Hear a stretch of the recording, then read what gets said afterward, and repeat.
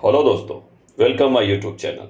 Air condition का काम सीखने के लिए ये चैनल बहुत ही मुफीद और फायदेमंद है, स्पेशली नए एसी टेक्नीशियन के लिए।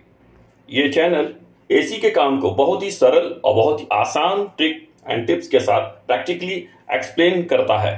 तो दोस्तों से रिक्वेस्ट है तो मेरे चैनल से जुड़े, मेरे चैनल को सब्सक्राइब करें ताकि हमें और बेहतर वीडियो बनाने का हौसला हिम्मत मिले। Thank you. ये जामिल का CX मॉडल का कंडेंसिंग यूनिट है। ये इसका TW-AHU यूनिट है, ये TW-AHU यूनिट है। तो इसके हम लोग वायरिंग के ऊपर बात करते हैं। इसका वायरिंग है ना भाई, 5-6 टाइप का होता है, लेकिन मैं वो वायरिंग बता रहा हूँ जो सबसे सिंपल और ईजी है, क्योंकि सामान जिस तरह से स्पेयर पार्ट्स बढ़ता है, यूनिट में ऐड होता है, उसके हिसाब से वायरिंग थोड़ा बहुत मॉडिफाई और चेंज हो जाता है ना। जैसे इसमें कॉन्टेक्टर ओवरलोड नहीं है, ब्रेकर नहीं है ना, इंडिविजुअल ब्रेकर आता है। तो जैसा आपका पार्ट्स चेंज होता जाएगा वैसा हो जाएगा। बाकी वो वायरिंग मिलता जुलता है, थोड़ा बहुत चेंजिंग होता है, ठीक है। तो एकदम सिंपल वे में समझाते हैं। तो सब कुछ, वो चाहे पैकेज यूनिट हो, किसी में भी हो, आप उसको इस्तेमाल कर सकते हैं। अगर वायरिंग कुछ कंफ्यूज हो तो दोबारा से आप उसको उस तरीके से कर सकते हैं। तो ओके, सबसे पहले शुरू करते हैं। ओके, वायरिंग डायग्राम के हिसाब से ही चलते हैं। देखो यहाँ L1 L2 यानी इसको, ये 220 लाइन है, L1 L2 220 लाइन। तो ये सबसे पहले L1 को उठा के, यानी कि एक फेज से L1 से, एक फेज से उठा के L1 L2 यानी कि 220 होता है, 230 लिखा भी है क्लियरली, एकदम कोई कंफ्यूजन नहीं है। एक L1 से, यानी 3 फेज है ना, L1 L2 L3, एक फेज से एक वायर उठाओ, सबसे पहले 1B में डालो। 1B में क्लियरली वो लेके यहाँ आ रहा है, डायग्राम लेके आ रहा है। L1 से उठा के 1B में डाला। 1B से बाद में 1B के बगल में 1A है, इसके बीच में 1B और 1A में एक जंपर लगेगा। डायग्राम क्लियरली मेंशन भी किया है, जंपर 2 करके। 1B और 1A के बीच में एक जंपर लगेगा, SD करके। SD जो है वो है स्मोक डिटेक्टर है, यानी जो स्मोक का जो वायर है, जो इफ इनकेस अगर फायर हुआ, वो वायर वो यहाँ कनेक्ट होगा 1B और 1A में। वो तो इसका मतलब ये है, यहाँ जब जंपर रहेगा तो जंपर को निकाल लेना है, जंपर को निकाल लो और वहां पर SD का वायर लगाना है। तो SD का जो वायर लगेगा वो नॉर्मली क्लोज होगा। इफ इन केस अगर गलती से आग लगा तो उसे NO होना चाहिए, और जैसे NO होगा तो वो 1B जो फेस है ये पावर आगे पास नहीं करेगा 1A को, और यूनिट आपका ऑफ हो जाएगा, क्योंकि ये वायर आगे PCB तक जा रहा है। वो आगे समझाएंगे, आपको समझ में आ जाएगा। तो ये मेन लाइन L1 से आ रहा 1B, 1A से आके वो सेम 1B से आके 1A में जा रहा है। ये लाइन 1 निकला, 1A में आया, यहाँ कनेक्ट हुआ, यहाँ से एक जंपर लेके आपको 1A में लगाना है। लेकिन अगर स्मोक डिटेक्टर नहीं है, तो स्मोक डिटेक्टर लगा है तो वो जंपर को निकाल लो, और जंपर को निकाल के, जैसे इसमें जंपर को निकाल लिया गया है ना, जंपर 2 निकाल लिया गया है, क्योंकि इसमें स्मोक का वायर लगाना है। और वहाँ से आपका स्मोक का वायर लगेगा तो नॉर्मली वो NC होना चाहिए, यानी क्लोज होना चाहिए, कंटिन्यूटी दिखाना चाहिए। बाद में आपका वो 1A में गया, 1A से आपको जाएगा, कहाँ पर जाएगा 1A, उसके बाद 1A जाएगा UVM में। 1A देखिए तुम सीधा इजीली 1A आ गया, सेम वायर है ना, 1A आ गया, 1A आया। UVM का जो आउटपुट है, यानी UVM का इनपुट में 1A लगेगा, और आउटपुट जो है वो 1 है, ये 1 है। ये कहाँ जाएगा ATB में, ATB यानी कि ये देखो ATB यहाँ लिखा हो, एक्सिलरी टर्मिनल ब्लॉक में जाएगा, ये वाला में, ये 1 नंबर है। यानी कि UVM का ये वायर आप निकाल के आप 1 में लगा दीजिए, यहाँ दोनों में, क्योंकि यहाँ पे जंपर यानी ये दोनों एक ही लाइन है, ये 1 जो है दोनों एक ही लाइन है, लग गया। अब अगर देखा जाए 1B से 1A तक सेम लाइन है, वो सीरीज में है, वो फेस है, घूम के वापस इसमें 1A में आया, वो घूम के उसमें गया, और ये भी सीरीज लाइन है।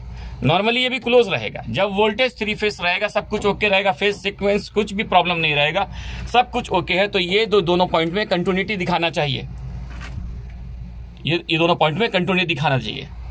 ये मतलब ये ओके है। कंटिन्यूटी अगर नहीं दिखा रहा तो ये प्रॉब्लम है, किसी वजह से भी वो, तो चाहे फेस सीक्वेंस रॉन्ग हो, उल्टा हो, लो वोल्टेज हो, हाई वोल्टेज हो, जो भी इसका काम है, ओके, वो एक सेफ्टी डिवाइस है।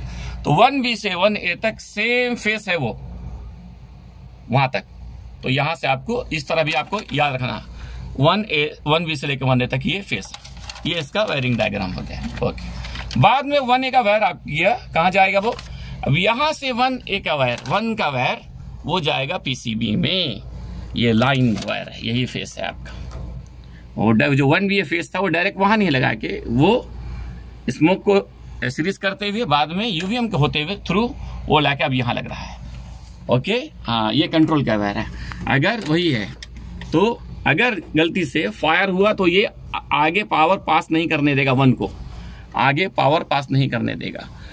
ये एक जो सेफ्टी डिवाइस है, ये अगर किसी वजह से ये काम कर रहा है, इफ इनकेस फेस स्ट्रॉन्ग हो गया, हाई हो गया, लो हो गया, तो ये भी आगे पावर पास नहीं करने देगा। और जैसे यहाँ पावर पास नहीं करने देगा आपका पीसीबी में, जब फेस ही नहीं पहुंचेगा तो पीसीबी क्या ऑफ हो जाएगा, आपका यूनिट ऑफ हो जाएगा। तो ये 1 का कहानी यहाँ तक पहुंच गया। अब रहा 2 को। 2 का याद रखो, ये 2 है, ये भी पूरा कॉमन लाइन है, एक ही लाइन है। देखो जंपर डाला हुआ है, ये एक ही लाइन है।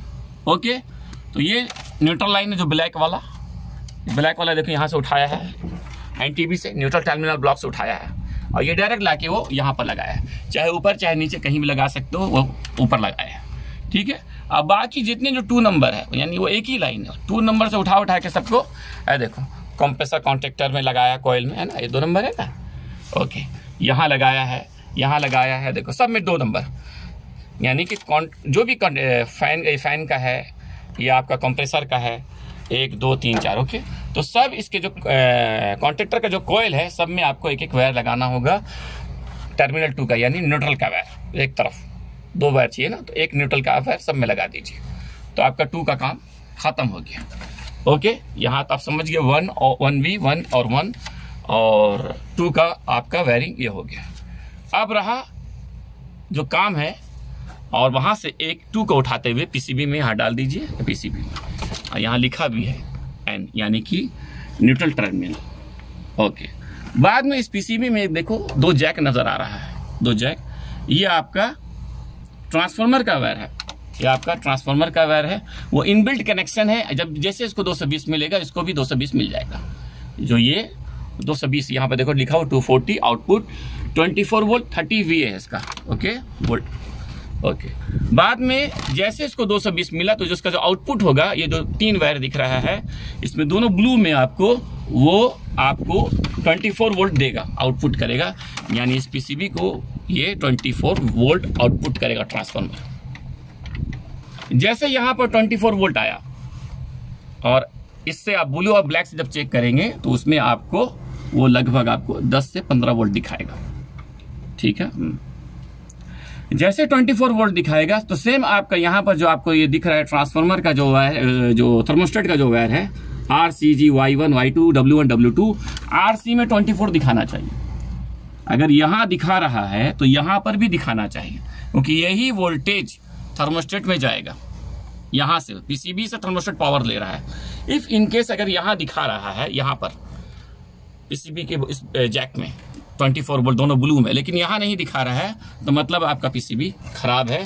जो अंदर से जो इनबिल्ट कनेक्शन है आर और सी का, वो पावर पास नहीं कर रहा है, किसी वजह से हो सकता है शॉर्ट वगैरह हो, डैमेज हो। तो याद सिंपल याद रखने, अगर ये दोनों पॉइंट में, दोनों ब्लू के पॉइंट में, ऊपर और थर्ड वाला में अगर 24 दिखा रहा है लेकिन आगे नहीं पहुंचा पा रहा है, तो मतलब है आपका पीसीबी में कंफर्म है, प्रॉब्लम है।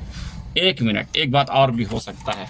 ओके, एक बात और हो सकता है कि वायर वगैरह भी आपका डैमेज होने से ऐसा होता है। हाँ, थर्मोस्टेट का जो वायर कनेक्ट करते हैं वो डैमेज होने से भी आपका ऐसा होता है। ठीक है, ओके, कभी कभी आपको वोल्टेज सही नहीं दिखाएगा, तो वायर को डिस्कनेक्ट करके आप वोल्टेज चेक कीजिए। ओके, वायर को डिस्कनेक्ट करके एक बार चेक कर लीजिए, वायर मतलब निकाल के दोबारा आरसी देखिए। अगर आरसी नहीं दिखा रहा तो कंफर्म पीसीबी खराब है। कभी कभी माइनर से ग्राउंड होता है तो आरसी में आपको वोल्टेज नहीं दिखाता है। ओके, बाद में ये आरसी आपका थर्मोस्टेट का जो टर्मिनल जो कंपनी ने बनाया है LVTB के नाम से, लो वोल्टेज टर्मिनल ब्लॉक के नाम से, वहां पर कनेक्ट करना, यानी RCG Y1 Y2 W1 W2 7 wire लाके आप यहाँ डाल दीजिए। थर्मोस्टेट का आप वायर यहाँ इस टर्मिनल में LVTB में डाल दीजिए। डायरेक्ट भी डाल सकते हैं, लेकिन वो एक टर्मिनल ब्लॉक दिया हुआ है ताकि थोड़ा अच्छा लगे देखने में, है ना, लाके दिया हुआ है। अब बाद में सेम वायरिंग थर्मोस्टेट में भी RCG Y1 Y2 W1 W2 करके 7 वायर है। इसमें हीटर का नहीं लगाया, हीटर को इसकी जरूरत नहीं है, इस यूनिट में कस्टमर को हीटर नहीं चाहिए, इसलिए आपको सिर्फ 5 वायर का इस्तेमाल किया, RCG Y1 Y2। ये आपका इसका कनेक्शन हो गया। ओके, बाद में ये देखो, यही बस मेन है, कुछ ज्यादा से कुछ कंट्रोल ये नहीं, यही मेन है। ये नॉर्मली क्लोज रहता है, टोटल पॉइंट ये क्लोज ही रहता है, क्लोज रहना चाहिए। अगर सब कुछ नॉर्मल है तो, नॉर्मल नहीं है तो वो क्लोज नहीं रहेगा। अगर नॉर्मल नहीं है तो वो क्लोज नहीं रहेगा, और जब वो क्लोज नहीं रहेगा तो क्या होगा, आपका ये लाइट ब्लिंक करेगा, वो आउटपुट नहीं देगा। जब ये पूरा इसमें एनसी रहेगा, नॉर्मली क्लोज रहेगा, तभी ये आउटपुट देगा। और है ना, तो सेम समझ लो, ये आपका वही है। ओके, तो इस वीडियो में इतना ही। इस वीडियो को हम लोग कंटिन्यू करेंगे, थोड़ा कुछ काम भी है, तो बाकी इस वीडियो में इतना ही। Okay, thank you. हेलो दोस्तों, अगर आप बेजुएसी का काम सीखना चाहते हैं तो मेरे इस चैनल को सब्सक्राइब करें, लाइक करें, शेयर करें। Thank you.